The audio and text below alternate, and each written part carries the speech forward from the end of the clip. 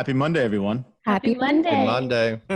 We have today one of my favorite people to follow on social media. Not only because he's my namesake, but I followed him because all he would post about at that time, I started following him, was sports, food, and he would just have pictures with beautiful women all the time. Oh, sounds like a dream. Without further ado, I want to introduce a sports writer based out of LA, overall good dude, Arash Markazi. How are you?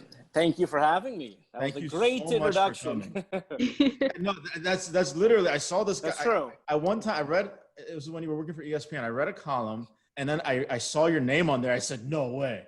So then I did a quick Twitter search, followed you there. And then when Instagram came out, followed you there. And it's just. He's trying to say he's your biggest fan. I love that. I'm a definite groupie. I'm a groupie. Love it. Thank you so much. Arash has got to stick together. That's right. So Arash, you decided that our Monday news was going to be, again, another classy week. So we're going to stay away from shots and tequila and all that stuff. We're going with red wine. That's right. I got a glass cheers. there. Cheers, So, everybody. cheers. Cheers, everyone. All right. There we go. All right. So we're just going to jump right into it. Tell us about your journey into sports journalism. Tell us who you are. Who are you? Yeah, right. So, I always loved sports growing up as a kid. And I think when you're younger, you don't really realize that you're not going to be as tall as your favorite players. I never realized until I got a little bit older that I wasn't going to be the 6'9" point guard of the Lakers. Cause my dad's 5'3" and my mom's 4'11" or whatever. And so I was going to be a short. So I knew that I had to do something else in sports, and I love to write. And so I think it was in high school that I knew this is a career path that I wanted to take. And so high school, I kind of wrote for the school paper, went to the Walter Cronkite School of Journalism at Arizona State, then transferred to USC. And so this was the career path that I wanted to take when I was younger, probably around high school. Great. Oh, so you knew early on what you wanted to do. I feel like that's a blessing in disguise because there's so many people out there that just are lost and dazed and confused for years upon years of their lives. So I'm happy that you knew exactly what you wanted and you got exactly what you wanted. Yeah, because when I talk to some of my students at USC, I tell them it's okay if you don't know what you wanted to do. I did when I was in high school, but that doesn't mean that you have to know exactly what you want to do. I mean, hopefully you find out what you want to do during your time in high school, during your time in college. So again, I'll have some students at USC, whether they're a junior or even the seniors. I've talked to seniors who are not 100% sure what they want to do. And I always tell them that's okay. Would it be nice to know? Sure. But that doesn't mean that you can't find out one day during your senior year, this is what I want to do with my life. Mm-hmm. Yeah, have an epiphany one day. I want to do this. Exactly. I mean, I feel like you can't ask an 18-year-old, whether it's a freshman in college or a senior in high school, what do you want to do for the next 30 years of your life? Exactly. Yeah. It's a tough question.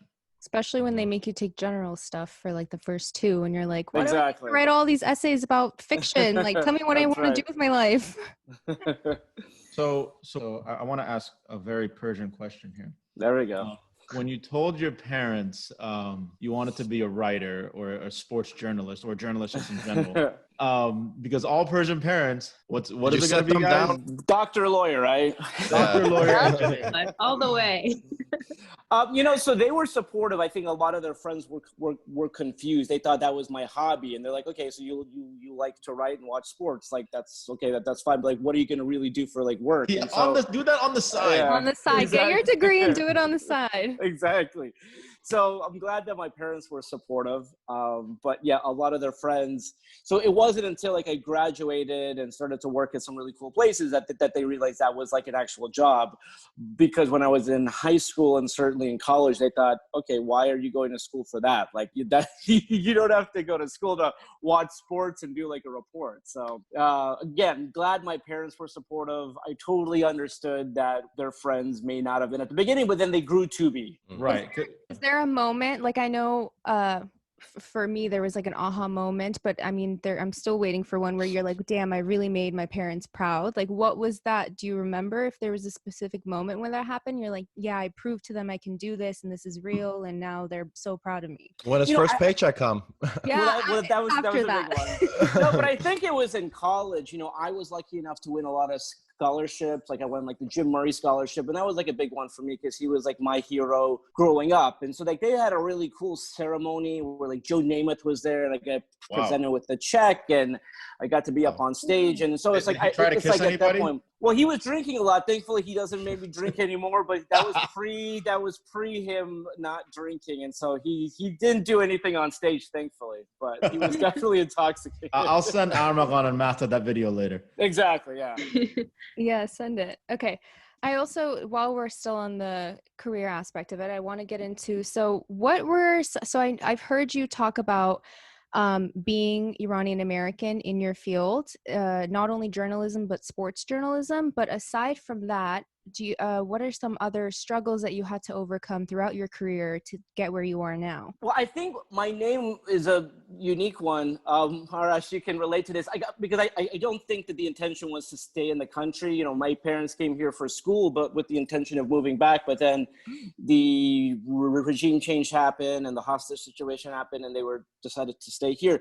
I've often wondered, I mean, they didn't know what I wanted to obviously be, but it has been hard being doing TV and broadcasting as well, you know, because some people have suggested a name change, and I would never do that because I am who I am. And so that has been hard, you know, because you just have to remind people how to pronounce your name. And so yeah, you and I know the struggle of being made fun of since you were a kid about our name. Exactly. So, and it's like there's no hyphen in there. It's not a skin condition, please. It's, you know, Oh it goes go together. So that was a struggle, but then you kind of, you know, hopefully when most people, they hear your name once or twice and they know how to pronounce it. But then, but yeah, listen, I mean, I have never played sports professionally or even collegiately. So I think there is that feeling of, okay, you're Persian with a weird name and your parents, you know, are not from this country. Like, what do you know? Like, why should you be giving my information about football or hockey or whatever? And so that is a struggle that I have to deal with. I mean, or I did at the beginning, but then hopefully like over time, like they realize that you know, it's not science, it's not rocket science. Like if I've watched sports for the majority of my life, I can report on it. Mm-hmm. But that was a struggle at the beginning. Okay. So I want to ask you this: how was your first time on TV on ESPN? How nervous were you when you were actually live? Not a phone call, not one of those phone-in interviews, but actual live, the makeup, the whole deal. Well, that was very hard, you know, because I was very shy and still kind of am, you know, I mean, I was the kid who didn't want to give a book report like in school. So like for now, like, so I didn't do any TV in college. I was a print journalism major. So I just wrote, like, I didn't do any TV. I didn't do college TV. So for me to kind of break into television on like the worldwide leader of sports, like I'm holding that ESPN microphone and I'm doing a talk back with SportsCenter, that was nerve wracking. And so I just had to imagine that nobody's watching, like, even though I know that's obviously like not the case, but that was definitely hard for me. Well, especially now with social media, I'm sure if you said something controversial, it would have spread like wildfire on Instagram and Twitter and everything. Exactly. So that's why I'm very conscious of what I'm saying and not to have like a hot take that's not a hot take or you know, that I'm going to get some hot takes are only for Twitter. Exactly. Right. Yeah. I commend you for that though. Like I've seen even your interviews that you do virtually with like LA News and all that stuff. Yeah. We do a podcast. No one's watching us live right now. And I still get the Twitters every time before we're about to start. So props to you and anyone else on TV, especially reporting live on stuff. It's so difficult, I'd assume. All right. So I have another question. For people that want to get into this industry, it's obviously a very competitive industry, the media industry in general. So what is some advice that you would give to young people? Kind of think back who were in your shoes when you were young and in college. What is some advice that you would give them? You know, because you always have a goal when you start this job. Like, you know, I think that's important to have that goal. Like you want to cover the Yankees or the Dodgers or the Lakers or whatnot. But I think it's important when you start off to be like open to doing whatever they ask you to do. So like a lot of the beginning of my career, I covered high school sports, which is not fun. You know, it's Friday nights, you're keeping your own stats, you're trying to talk to high school players who are not comfortable talking to you. But again, it's one of those things, it's like I was always open to covering sports. I didn't know too much about at the beginning of my career just because I wanted the opportunity.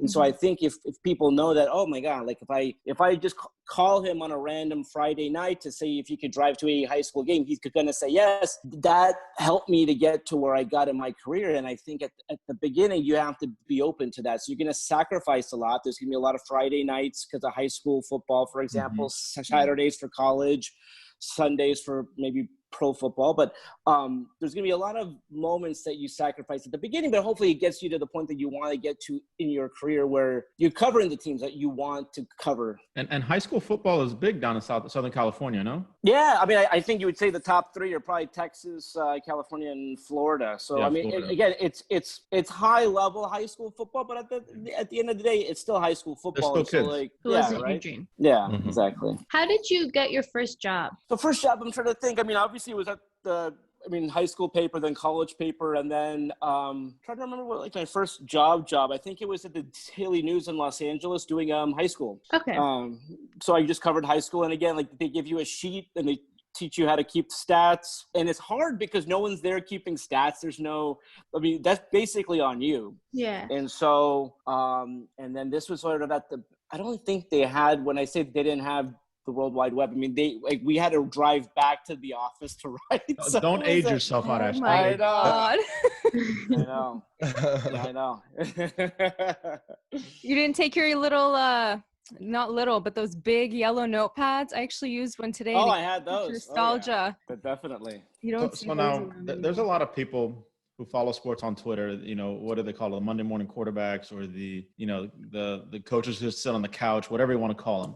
So now you are a journalist / columnist. No? Is that yeah. Is that correct? Yeah. Now, I kind of know the answer to this, but for, I guess, the audience and everybody watching, what's the difference between that and a beat reporter? So a beat reporter is covering one team for the entire season. So if you're the Dodgers beat reporter during a normal season, you're covering 162 games. You're just the Dodgers beat reporter. That's the only team you cover. And with the idea being like no one's going to know more about the team than you. You're at all the games. You're at all the press conferences. You're at spring training, whatnot. The columnist is sort of like a generalist. Like I would go to a Lakers game one day and then a Dodgers game the next, and a Rams game, then a Kings game. And so I know a little bit about everything, but I don't and shouldn't know as much as the beat reporter who's on the beat 162 games per year. So I had the beat. I was on the Clippers beat for a few years. The problem with the beat, and the reason that I was happy to move on from that is just like after a while, it's like you cover like the same thing. And with the Clippers, it was like basically the same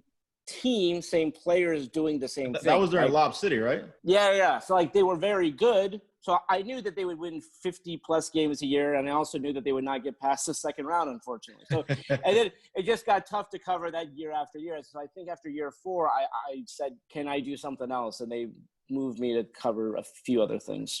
Okay. So nice. now you've seen your fair share of sporting events. You've been to a fair share of sporting events. You've also been to the White House, I've heard. That was cool. And that was for Persian New Year. So that was like, yeah. Cool. How did the opportunity come up? Yeah. So Michelle and Barack Obama did something nice for Nowruz. I'm trying to remember.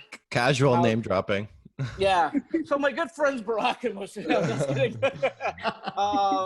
No, but it was great. Like I still have the pictures. I mean, the spread was fantastic. They had, like all the great food and they had everything. And Maz Jobrani was there. They had a few other, Persian kind of comedians and like actors. And so it was the fact that I got invited was really surreal because I didn't know, like, was this like a real invitation? And then I called a friend who would know. And they're like, yeah, no, this is like a legit thing. Like, you should definitely find a way to come to the White House. So that was fun. Don't get stopped by the bodyguard. That is beyond cool. It is. Yeah. Yeah. That's a goal right there. I don't know. I think that's amazing. I guess you just the physical invite was a surprise to get, no? Or did you kind of know before that you were going to get? No, it was a surprise. I didn't. It was like Michelle Obama requests the pleasure of your company or whatever it was, and I'm like, all right, this doesn't sound right. Like, I mean, I don't know why we get this invitation, and then I checked on it. It was. I feel like that's so Persian to instantly like doubt if it's real or not, and like try to figure out what's going on. For sure.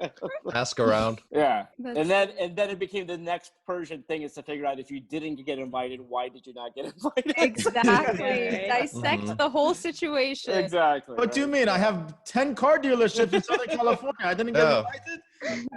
Exactly. So I think there was like a yin and yang. There were so many people who were very happy for me, but there was a few other people who were like, well, why did you get invited and I didn't get invited? Exactly. It's like you call one person to see if it's real, and all of LA knows that you're going and is trying to figure out why they weren't going. That's Because I feel like there's plenty of journalists that are covering Iranian things, right? Yeah. And we have all the Iranian TV channels, and that's like a thing of its own. But you're a very rare breed of an Iranian covering major, major American sports. relatively speaking, for sports, major things. Yeah.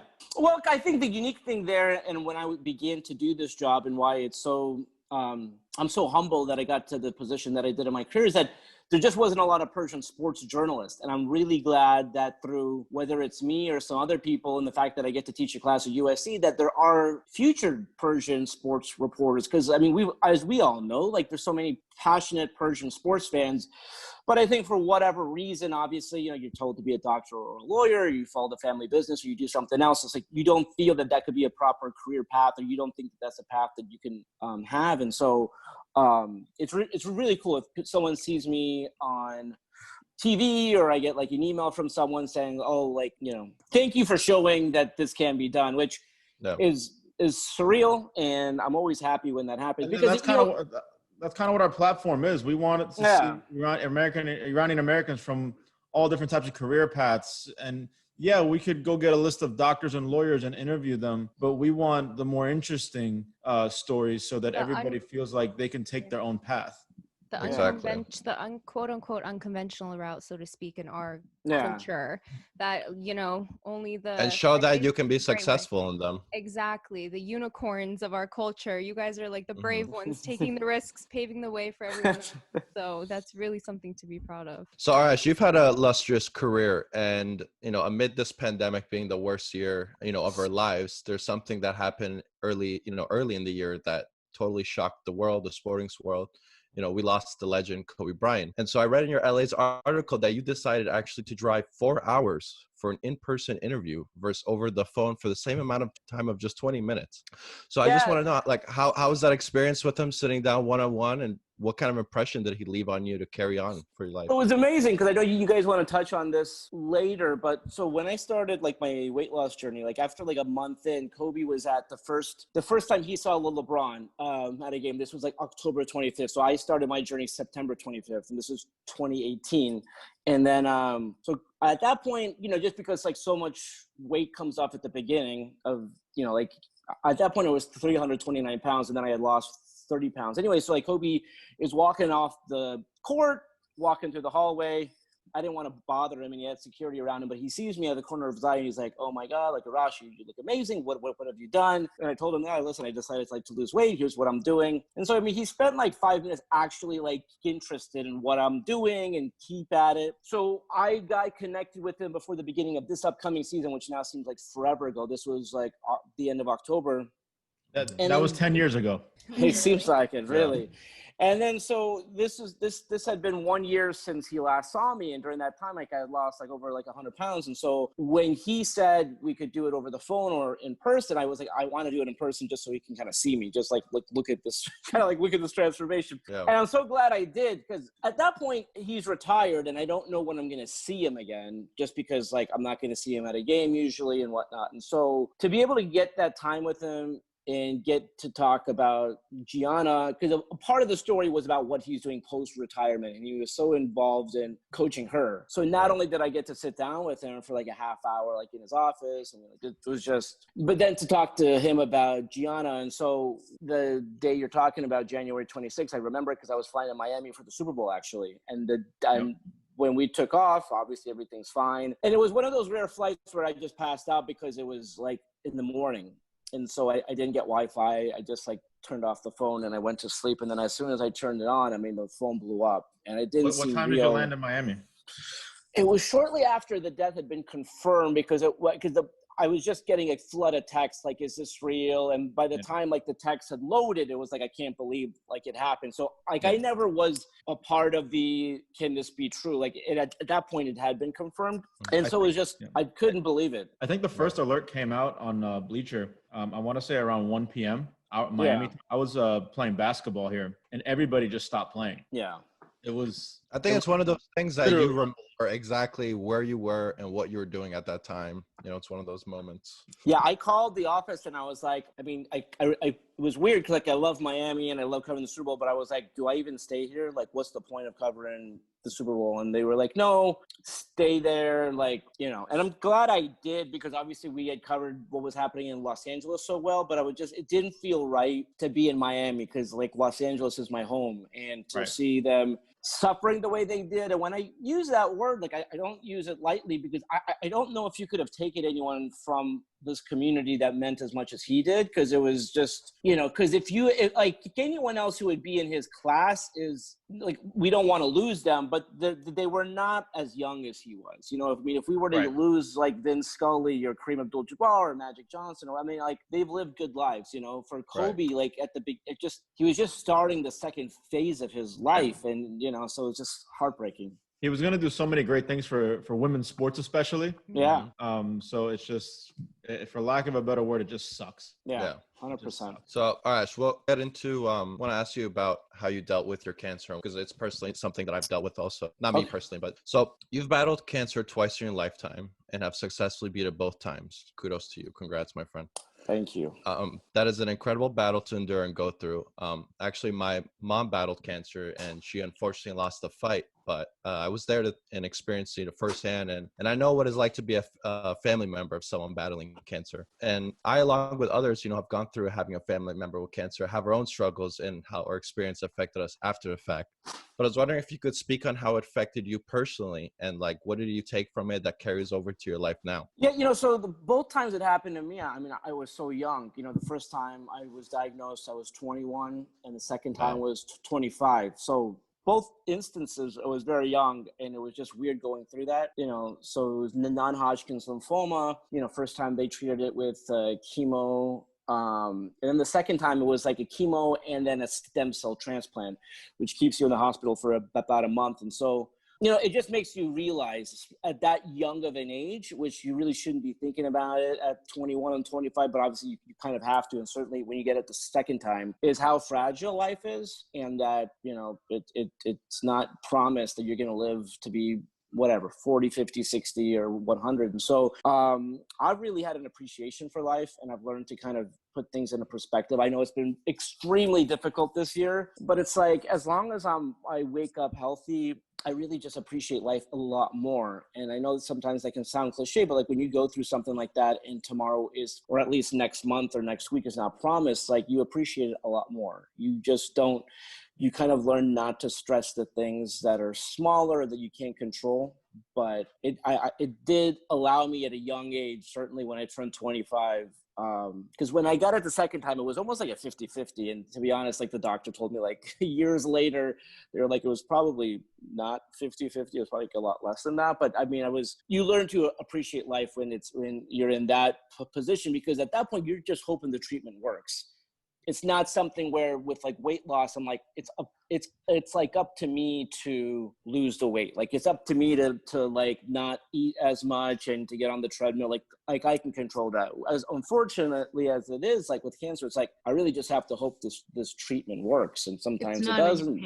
It's not in your hands. Yeah. 100%. Right. Yeah. I was going to say, I'd assume mindset in that situation is so important, because a lot of people think it's all physical, and I'm sure it is. Your body's literally battling this. But at the same time, if you're sitting there dwelling on it and being so negative, thinking, oh my God, what's going to happen if this treatment doesn't work, or what's going to happen if that treatment doesn't work, then my life is over and this is over. But I feel like positive mindset is so important for that. I mean, I personally also had a family member who had a very short and tough battle with stage 4 cancer. And unfortunately, she just had a really negative, bad mindset. And no matter what we all told her, it was just who she was. And I'm not saying that's a factor of, you know, why she passed, because it was aggressive in itself. But I think what your message is really important, to just keep hoping and keep praying every time something happens, and appreciate, even as bad as that moment is, appreciate every moment of life. You know, to that point, so when I got it the second time around, I said, okay, so how long am I going to be in here for? And so it was like August 1st, I checked in, and like August 30th, I checked. Oh, that was like the plan. And I made a list of things like I wanted to do.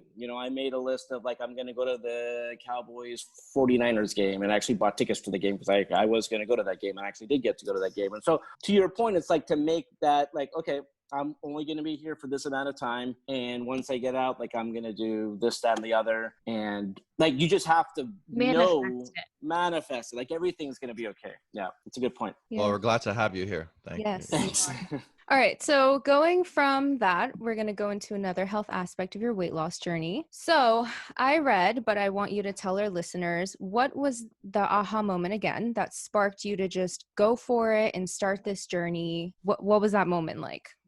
Yeah, so I was flying back from Mexico. It was almost 2 years ago, and for the, I knew I was big, but for the first time, the seatbelt couldn't fit, and no, so it was one of those things where I was like, I really tried to get it to fit, but it didn't fit, and then I was like, I don't want to ask for an extender because I've never asked for that before, so I put a blanket over my lap just to be like, okay, hopefully the flight attendant won't stop me because I just don't want to like ask for the extender. But this was a very she definitely wanted to make sure like everyone had their seatbelt on. So she made sure like I was awake because I pretended like I was sleeping, and she made sure. Okay. So when she saw the pain look in my face, I think she had been in that position before. I think, a flight attendant's flown hundreds of times. And so she had one in her pocket and she handed it to me, and I'm like, wow. Okay. So like, at this point, and it's like, to me, like I should have waited until that moment. It just happened because, when you're 329 pounds at that point, I could not shop at a normal clothing store. So that should have been a moment. There were a few times where I went out to a bar and I couldn't fit in the seat. Like that should have been a moment. So why that was the moment for me, I don't know exactly, but I knew like I had to like make a change. And so, but the big thing for me was making myself publicly accountable. So like every day I post, so today's like 5:30. I don't even know what it's 5:32, 5:34. So it's not like I do it every single day because that's not exactly 2 years, but like on most days, And so at this point, it's sort of like a lifestyle thing. So yeah. Right. I remember when you started, you would consistently post even when you were on the road, you would hit the hotel gym and do your, what I think it was like some hashtags. I'll walk with Arash. I think that's what it was. I forgot because I wanted to do a hashtag, but then I was like, this is dumb. So like I stopped that pretty early on. I forgot what I get fit with, I just wanted to get creative with it. But then I was like, this is going to be ridiculous, constantly referring to myself in the third person. So I'm not going to do that. Hey, you're branding yourself. That's like the thing in 2020. I know, right? Hey, man, it's all good because obviously the results have spoken for themselves. Exactly. Yeah, you look great. But when you did and still do post on Instagram, like at the beginning, did you get any nasty comments or people DMing you things? And if you did, how did you deal with that, right? Because people can be very critical on social media. You know what? Thankfully not, because I just think if someone's going to lose weight, like it's hard to knock them for that. I mean, I'm sure there were a few people, but I don't even remember because it was, and I really mean it. And it was so humbling, but like, it was like overwhelmingly positive. And so if there were a few people who were like, you're not going to lose any weight, but I didn't really pay, exactly. Right. So, I think there have been people on Twitter who's like, okay, like we get it, like you're trying to lose weight, like because I posted about it too much, but it's okay. No, keep posting. Yeah, I feel like that's so motivating for inspiring everyone out there. Exactly. You disciplined yourself with your workouts, but did you follow like a certain? I know even if it might be the best for you, some people do like keto or certain diets, or did you just kind of listen to your body and do everything in like moderation? So at the beginning I did calorie count, so I tried to stay under 1,600 calories, like that was like my main thing, and I didn't follow keto, and then I started to do keto, and then I worked in Whole30 like a couple times during the 2 years. So just a few things. Keto worked pretty well for me, but I think calorie count's always been like my main thing. Like I've really stuck with as long as I can stay under 1600. That's the big thing. What would you do when you would travel? Because like that was a hard thing. temptation is so terrible. I mean, I'll walk in the grocery store and see a pizza and I'm like, oh my God, I need it. And no, get focused. So what would you do like Dude, in hotels, how do you late not night? go to the Vegas buffet? That I know. exactly. So Arash, as you know, like, prior to this weight loss journey, I would not miss out on the best meals in every city. Chicago, it's deep dish, and New York, it's obviously like they get great Italian and great pizzas and whatever, hot dogs. So listen, I lived a very good foodie life prior to this weight loss journey. So there's not a meal in this country that I have not tried and have not enjoyed. And on occasion, I will indulge. But I think at this point now, I can enjoy a glass of, red wine, a nice steak, vegetables, whatever. And like, I don't think I'm going to miss out on too much. But there's not, like every now and again, I want a slice of pizza or pasta or whatever. But portion size is big and making sure that one meal doesn't turn into like a whole thing, a whole like a week or binge month. week. Exactly. Yeah. Yeah. Oh yeah. Is there a certain weight goal that you're still trying to achieve, or do you feel you're at a good point No, now? so, when things get back to normal, like what I had planned to do prior to the pandemic was like to transition into like more like weights. Like I'm not going to get a 6-pack, but like to build more of a physique than I have. So like my goal, I hit it, was to get under 200, so going back to cancer, like I checked into the hospital and I was, I forgot. I think I was like 199 or 198. I mean, I was pretty close to 200. During my time in the hospital, I got to like over 200, and this was like August of 2005. And I didn't get back below 200 until last year. I'm trying to remember like the date that happened, but yeah, September of last year. So that was a big moment for me because I was like, man, all this time, like it was 14 years, like I'd waited to get to that moment where I was finally below 200. So like that was a goal. And now like the next goal, when I say plateaued, like this was the weight that I was okay with, but I'd like to get like under that and like work on some weights now. Toning it up a bit. Toning it up. That's right. That's it, man. So when you got to 200 again, were you kind of like regretting certain meals that I'm fat myself, so there's certain meals I'm like, why the hell did I eat that? You've had that 1,000 times. Like, why in the world did you touch that again? Wait, so is this like after I had lost the weight, or after you got to that? Did you like have like a reminiscing moment of like all No. Hey, there's not a meal that I regret. I mean, obviously, I regret that I got to 329. Right, overall, but I mean, I'm trying to think. I mean, listen, if we ever, unfortunately, if you eat out as much as I did around the country, like every now and again, like you might get food poisoning, and you just never know when that day is going to come. So those are meals that I regret having. But no, for the most part, I mean, I was happy with all the meals I had. Now, obviously, they were not healthy. They got me to a point that I didn't like, but yeah, the only thing that I regret timing wise was I got a sandwich named after me and I made it so unhealthy that I can't even eat my own sandwich. So that's not good.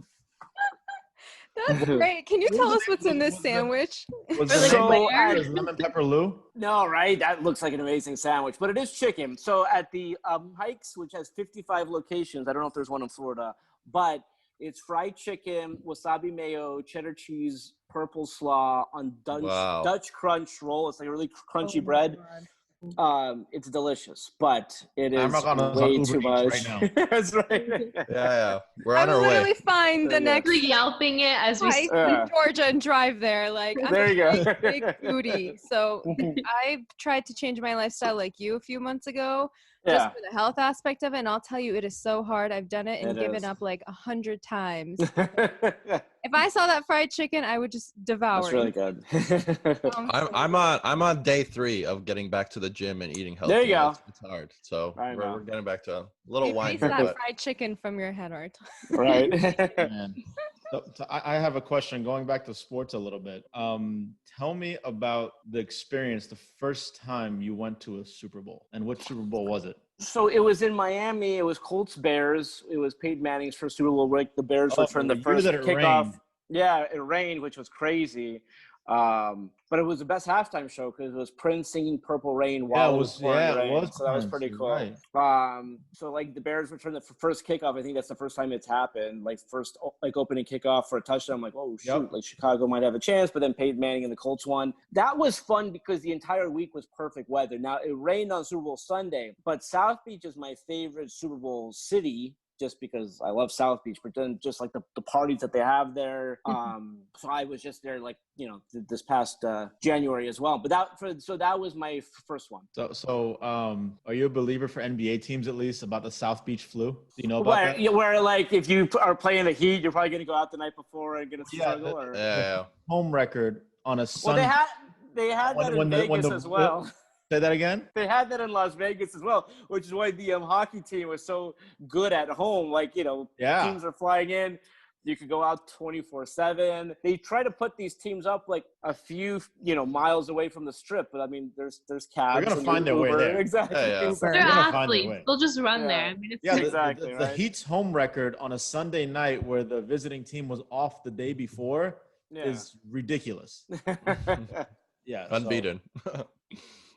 So it was in Miami 05 versus the Bears, and you've gone to various Super Bowls since then, right? Yeah, I'm trying to think. I was lucky. I've gone to the last 3 or 4, and so like I was at the when the Patriots came back from 28-3 or 24 against the Falcons in Houston. And have you been to one in New Orleans? I haven't. I've been to a college football national championship game in New Orleans. I've been to like other events in New Orleans, but never to. So I guess there's like this huge competition of people say there's like a 50-50 split almost on social media of like what's the better Super Bowl experience, New Orleans or Miami?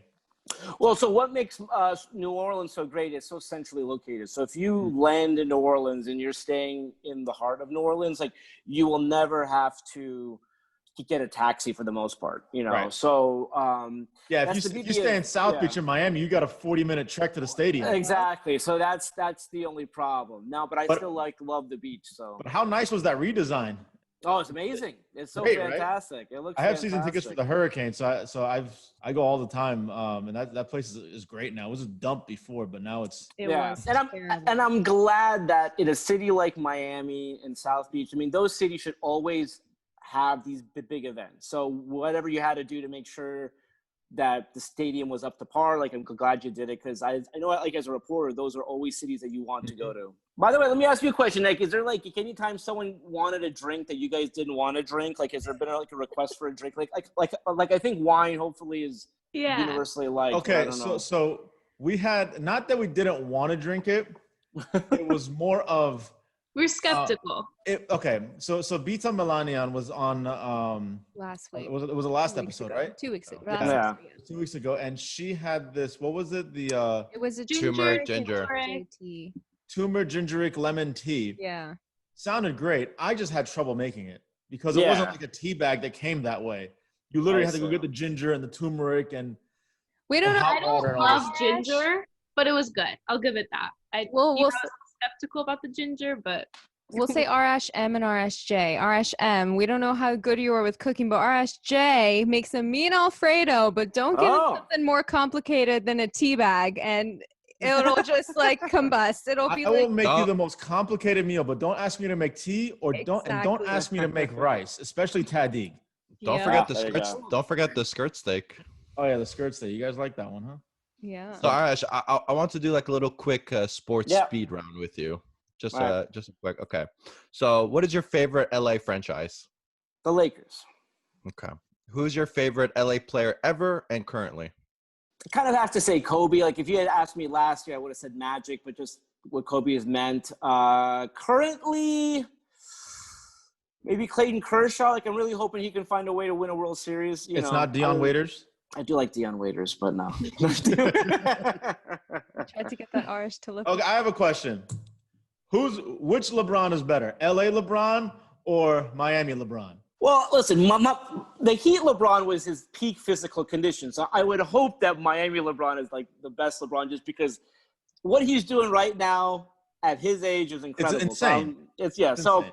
I mean, just when you're talking about scientifically and physically and statistically, it should be Miami In the LeBron. setting, you know? I mean, I will say you'll probably agree with me. Like that peak LeBron, you guys got to 4 finals, should have won more than 2. But We should have won that Dallas one. I thought you should have won the Spurs one. Like you guys had all like left the arena. No, we were gassed at that point, man. We were gassed. I know. Arto's a Mavericks fan for some reason. I still don't understand that. Look at him waving it up too. So wait, do you guys think you can get on like a run here? Like, do you think you could beat the Lakers or the Clippers out of the West? They definitely look really good. Okay, Yeah. here's my thing. I don't trust Miami against Boston.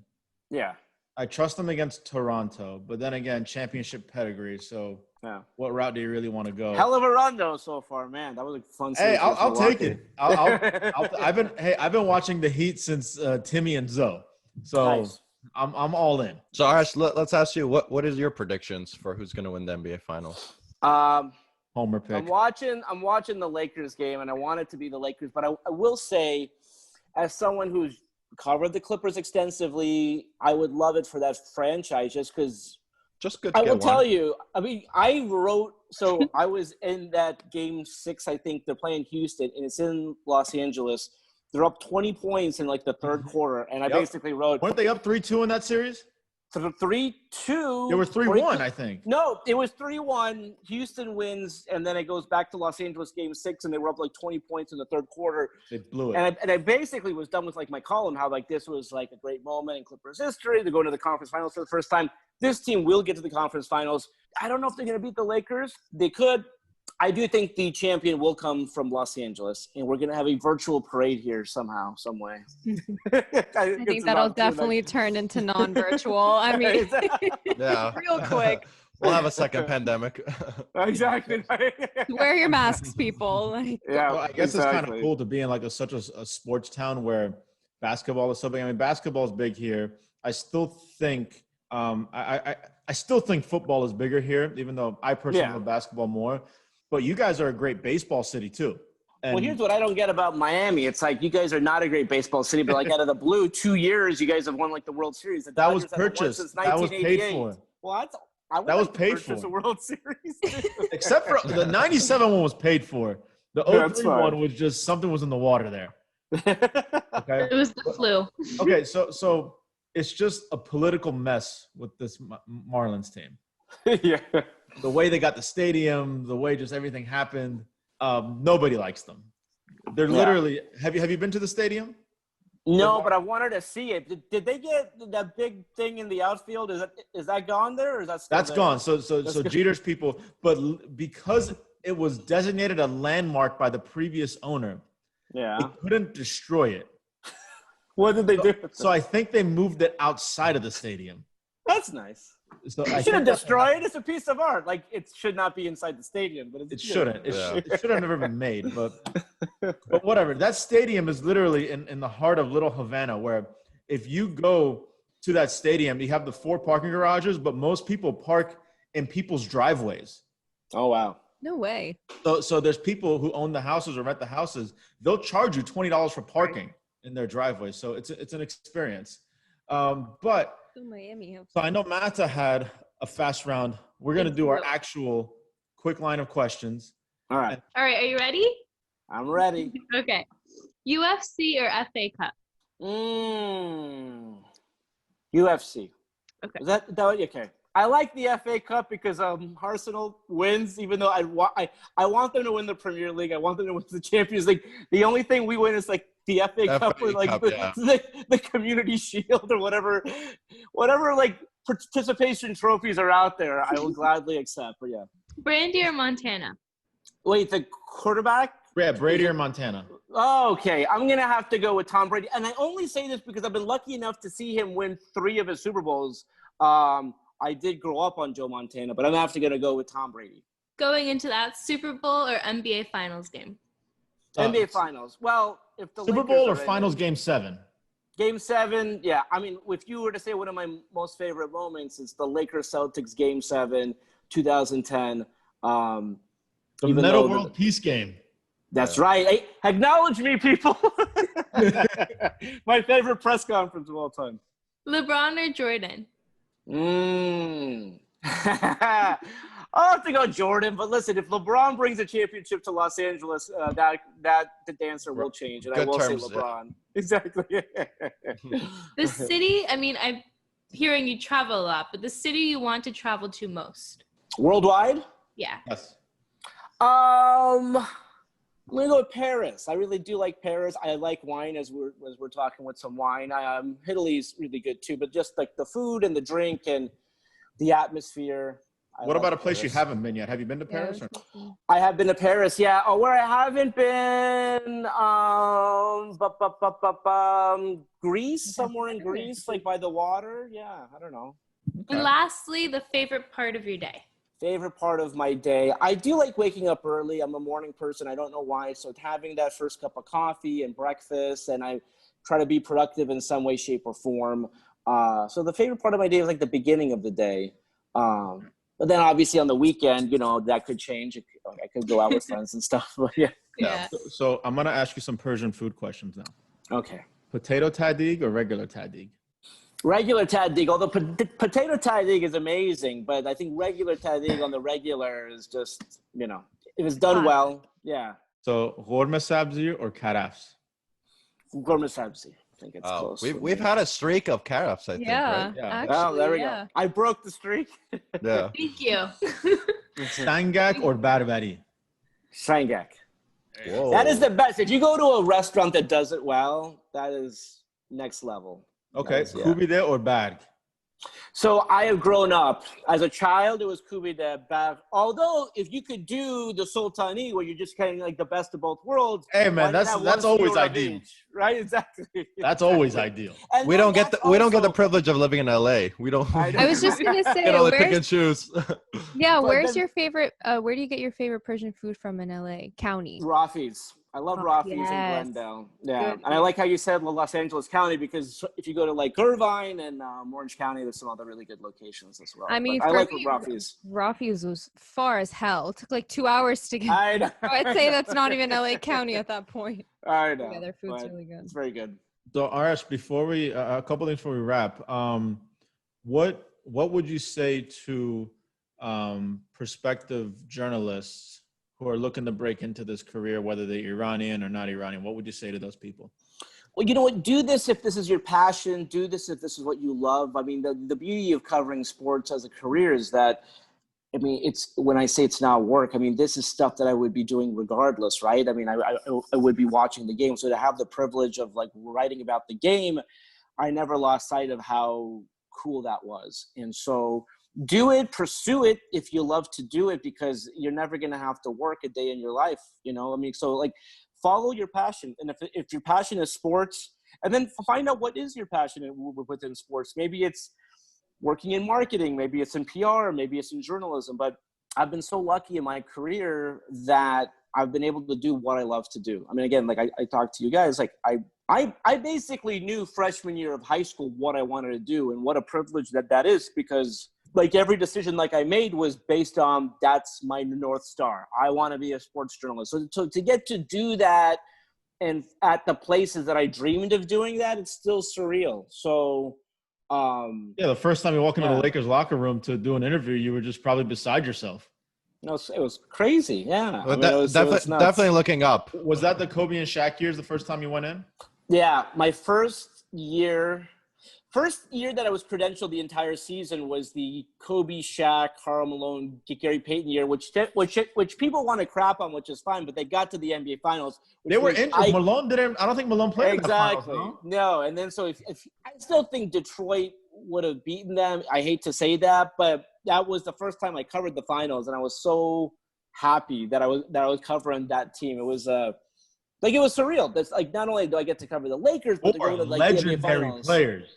Yeah. Forget Hall of Famers, just legendary players. Yeah. Yeah. So yeah, that was and Detroit for the last starless team to win a championship. Exactly right. Yeah. So you had so I have, for us now, we have our news challenge every week. What do you have for us? So I would never challenge you to do something that I wouldn't do myself. So I will challenge you to do 60 minutes of cardio per day, which is what I normally do. again, there's 24 hours in a day. You could take 1 hour to take care of yourself. And that cardio doesn't have to be on a treadmill or like elliptical or a Peloton. You can go for a walk. You can go for a run. 60 minutes of cardio per day. You could do it. Easy enough, right, guys? Got it. Marta, this is for you. You started day 3. There you go. You already 1,600 have- calories in 60 days. Here it comes. That is the other big thing. Yeah. If you combine the two, the weight will come off. I promise you. Okay, we'll do it.